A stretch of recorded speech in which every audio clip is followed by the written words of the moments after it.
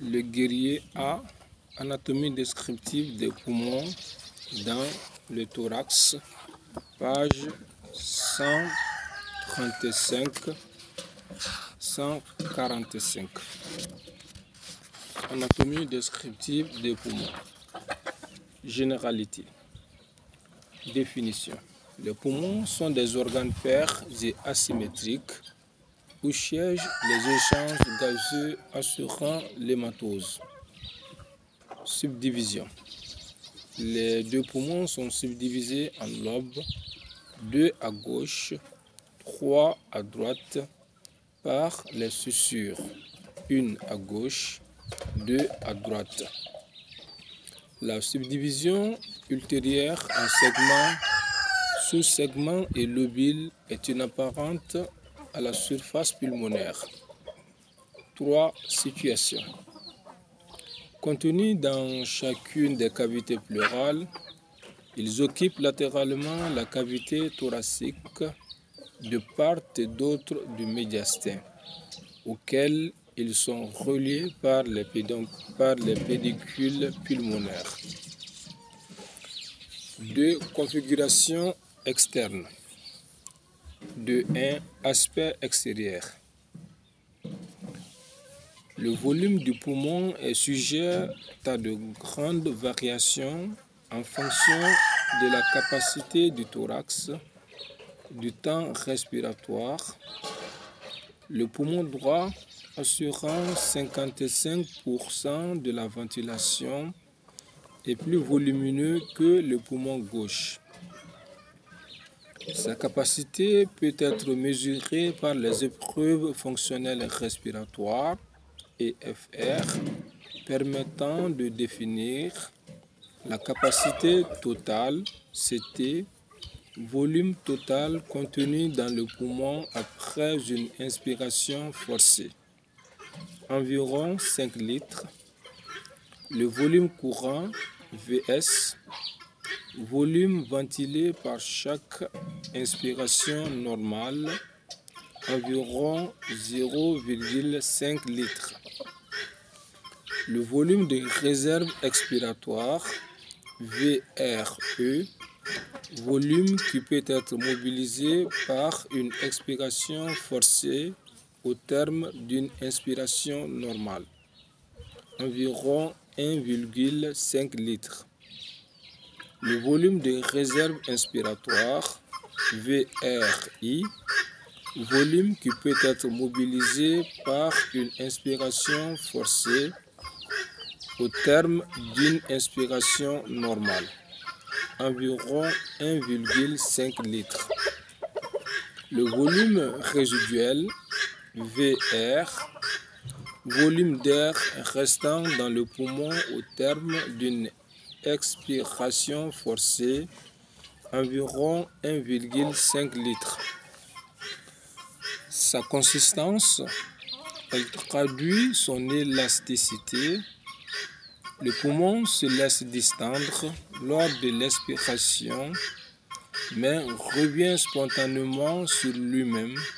L'expiration normale est un temps passif. Sa résistance au phénomène de distension-rétraction peut être mesurée, compliance et élastance, et peut varier en pathologie. Fibrose pulmonaire. Sa coloration est variable. La surface pulmonaire, brillante et lisse, car tapissée par le feuillet viscéral de la plèvre, apparaît rosée sur le sujet jaune, tachetée par des dépôts pigmentaires chez le sujet âgé. Son poids moyen chez l'adulte est de 700 g pour le poumon droit, 600 g pour le poumon gauche. Le poumon qui a respiré est plus léger que l'eau, contrairement au poumon qui n'a pas respiré, l'enfant mort-né, ou au poumon inondé du noyé. Intérêt médico-légal. 2.2 Morphologie. Chaque poumon contenu dans la cavité pleurale correspondante, moulé sur les parois et sur les organes de voisinage, a la forme d'un tronc de cône présentant une face costale latérale, une face médiastinale médiale, une base diaphragmatique inférieure, 3 bords, un sommet supérieur ou apex. A. Face costale latérale. Convexe dans les deux sens, verticale et horizontale.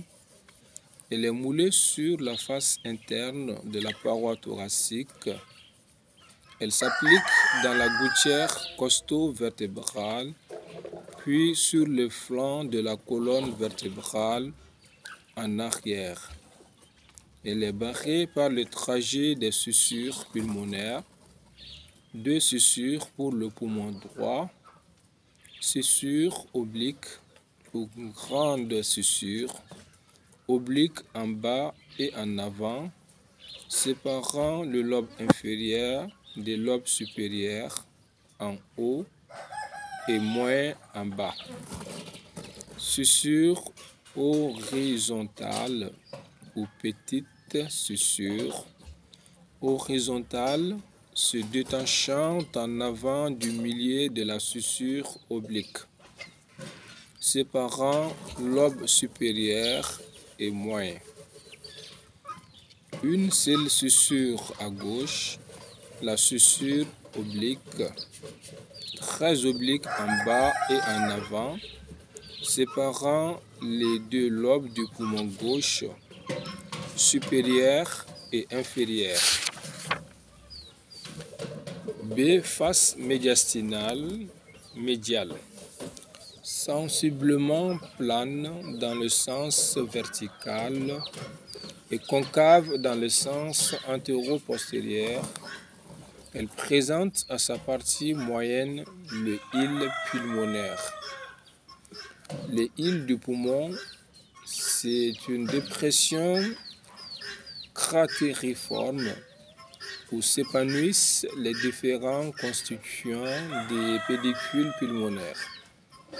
Cette dépression est limitée par la réflexion de la plèvre pariétale dans la plèvre viscérale et se prolonge vers le bas jusqu'au diaphragme par le ligament triangulaire.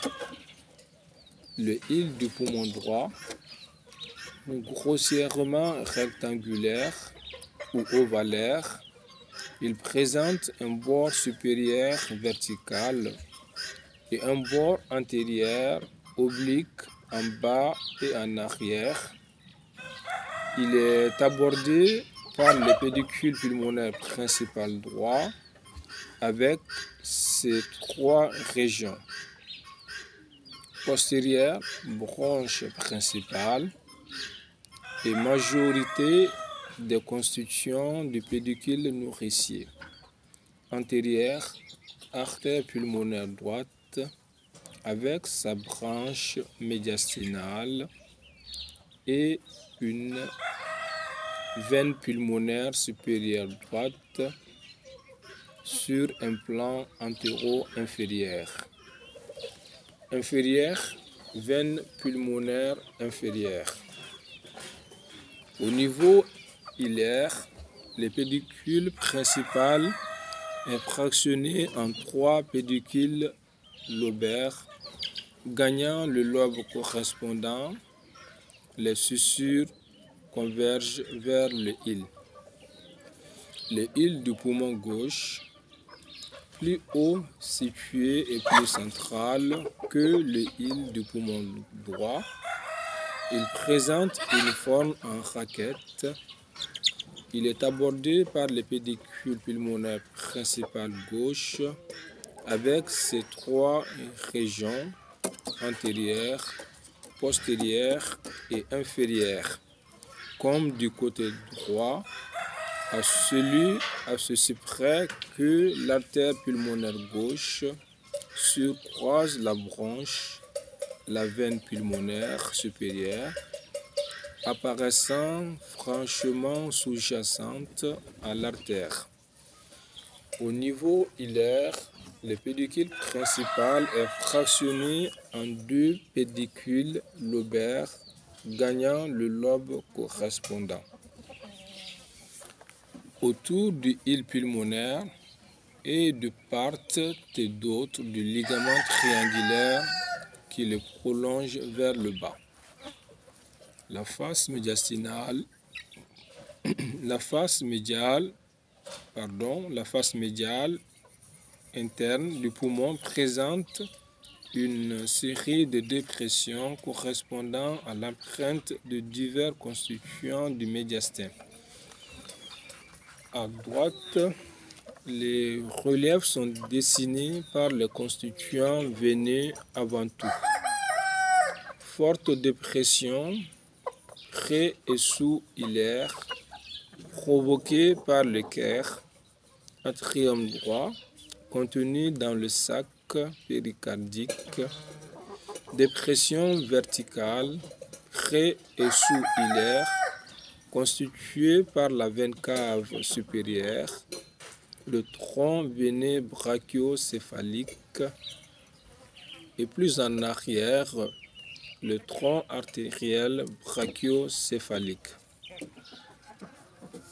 Dépression en crosse marquée par la veine azygos verticale, rétro-iliaire et sa crosse horizontale sus-hilaire. À gauche, les reliefs liés avant tout à des constituants artériels sont plus marqués. Forte empreinte pré- et sous-hilaire constituée par le cœur, ventricule gauche avant tout, contenu dans le péricarde, large et profonde empreinte en crosse laissée par l'aorte thoracique tout autour du hile. Segment 1 vertical en avant, segment 2 horizontal au-dessus, segment 3 vertical en arrière et au-dessous. Enfin, en haut et en arrière, empreinte verticale de l'artère subclavière gauche. C'est base diaphragmatique inférieure. La base pulmonaire, concave en tous sens, regarde en bas et en avant. Elle est moulée sur la convexité de la coupole diaphragmatique et barrée transversalement par la suture oblique, séparant en arrière le lobe inférieur et en avant le lobe moyen à droite ou la lingula à gauche. D. Les bords. Le bord inférieur ou circonférentiel délimite la base du poumon. On lui reconnaît deux portions. Une portion latérale et postérieure, séparant base et face costale latérale, convexe en dehors, mince, plongeant dans le récessus pleural costo-diaphragmatique, une portion médiale et antérieure, séparant base et face médiastinale, médiale, concave en dedans, mousse, beaucoup plus haut situé.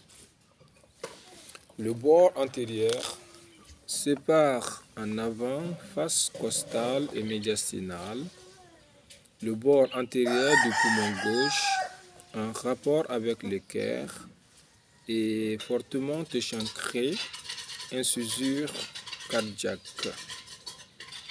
Le bord antérieur du poumon droit est interrompu par la suture horizontale Le bord postérieur sépare en arrière face costale et médiastinale, interrompue par la suture oblique dans son tiers supérieur.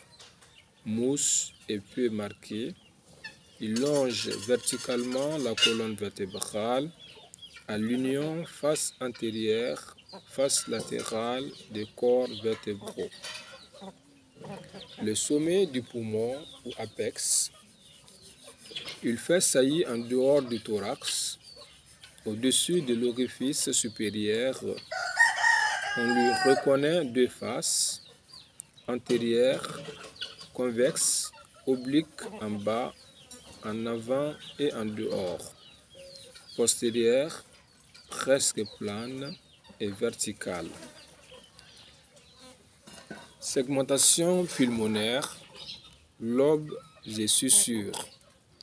Les poumons sont divisés en lobes par les sussures interlobaires apparentes à la surface du poumon. Elles s'enfoncent en profondeur presque jusqu'aux îles. Chaque lobe représente une unité fonctionnelle possédant sa branche lobaire, un ou plusieurs pédicules artériels pulmonaires devenant satellites de la branche.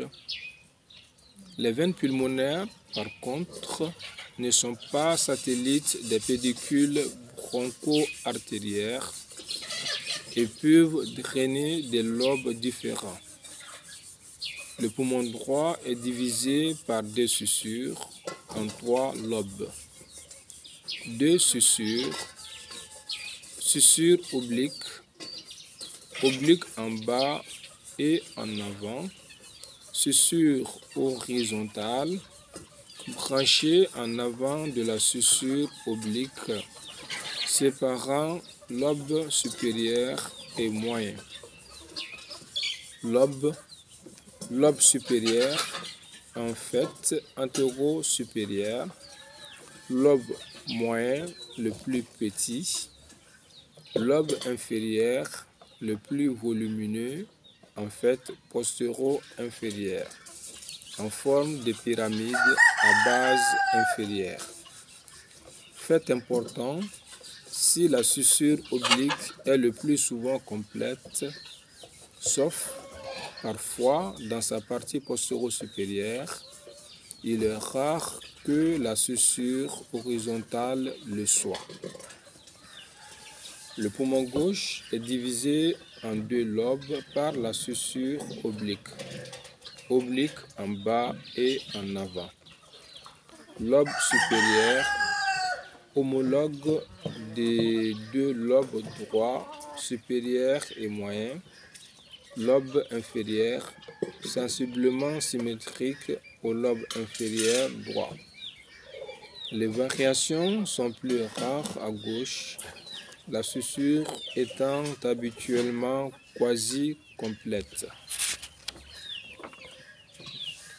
Deux segments.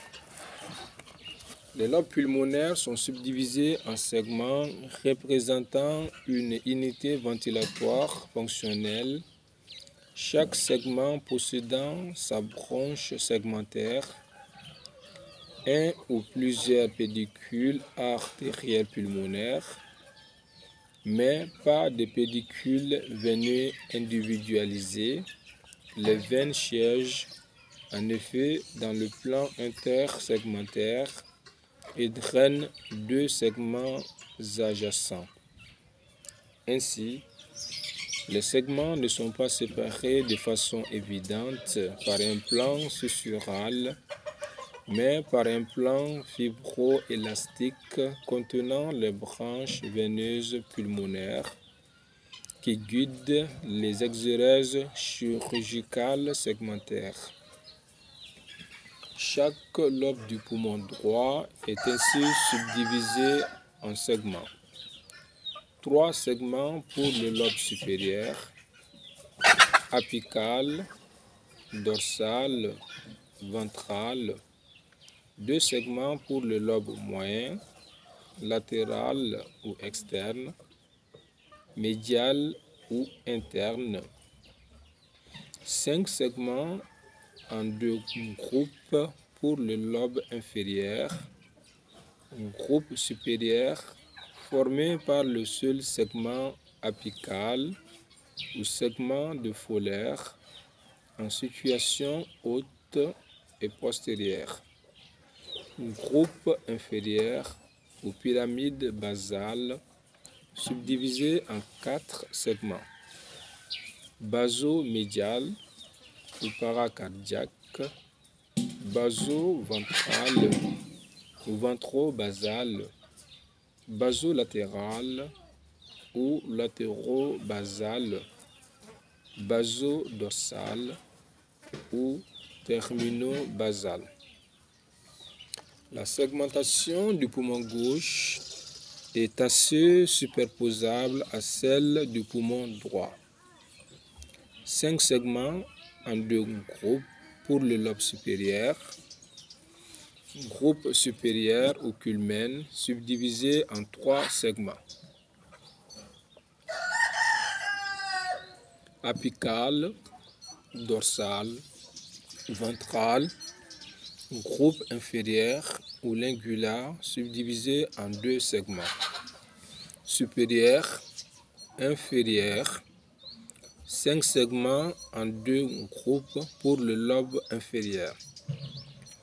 Groupe supérieur formé par le seul segment apical ou segment de folaire.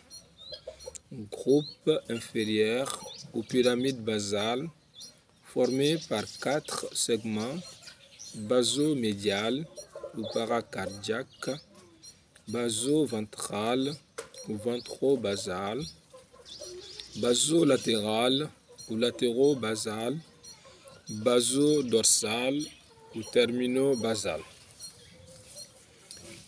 4. Structure schématique du poumon. Schématiquement, le poumon apparaît constitué par la ramification de l'arbre bronchique depuis les îles, branches lobaires, jusqu'à la périphérie, canaux alvéolaires.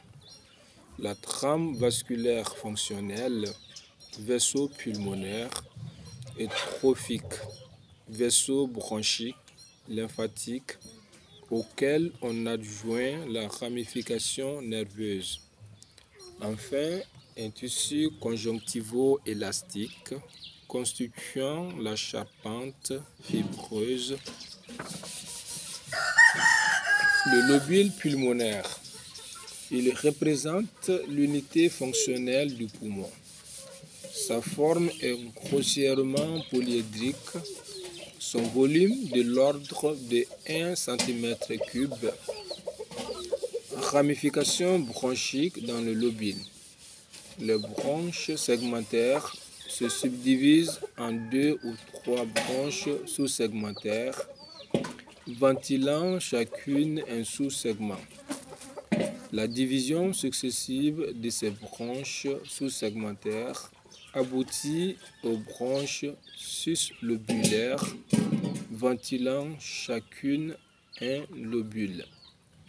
Chaque branche suslobulaire pénètre dans le lobule, devenant alors branche intralobulaire. La branche intralobulaire donne quelques ramifications collatérales dans la moitié supérieure du lobe, puis se divise 5 ou 6 fois de suite dans la moitié inférieure du lobule, chaque branche de division prenant le nom de bronchiole terminale. Chaque bronchiole terminale s'élargit, devenant un canal, le canal alvéolaire, qui se divise en un véritable bouquet de canaux dont les parois déprimées dessinent des bosselures, les alvéoles pulmonaires. Structure d'ensemble du lobule. La ramification de la branche intralobulaire occupe la partie centrale du lobule. Elle est accompagnée par une artériole pulmonaire, l'artère pulmonaire, qui se ramifie de la même façon, formant un réseau capillaire dans le tissu conjonctif de l'alvéole, permettant les échanges gazeux. Le réseau capillaire artériel se poursuit ensuite par un réseau capillaire veineux, cheminant à la périphérie du lobule, dans la cloison interlobulaire. Pour conclure, la structure de toutes les unités et sous-unités fonctionnelles pulmonaires, lobe, segment, lobule, comporte les constituants broncho-artériels au centre, les constituants veineux, vénules et veines pulmonaires en périphérie, dans les plans de séparation de ces unités fonctionnelles.